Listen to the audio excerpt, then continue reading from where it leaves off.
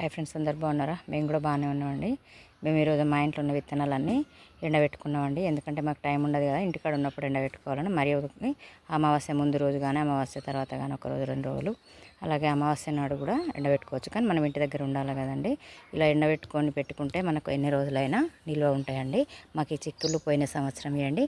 మేము ఇలా ఎండబెట్టుకొని దాచిపెట్టుకుంటే ఇలా ఉంటాయండి, లేకపోతే పురుగు వస్తాయండి.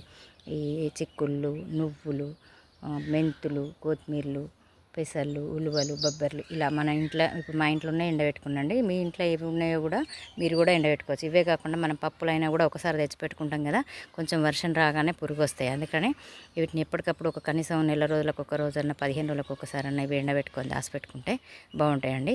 ఈ అమావాస్య నాడు ఎండబెట్టుకుంటే మంచి పురుగు రాకుండా ఉంటాయండి. ఇది ఎప్పటి నుండో పెద్దలు చెప్తారు కదండి.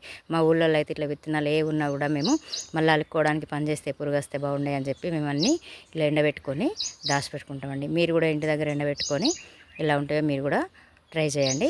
మీరు సెలవులు ఉండే కనుక మీకు సెలవు ఉన్న రోజుల్లో అమావాస్య ముందు రోజు కానీ వెనక రోజు కానీ సిటీలో ఉన్న వాళ్ళు ఎక్కువ తక్కువ తెచ్చిపెట్టుకోరు. దాదాపు తెచ్చిపెట్టుకున్న వాళ్ళు అయితే ఎండబరుచుకోవచ్చండి. అలా చేస్తే పురుగు రాకుండా ఉంటాయండి.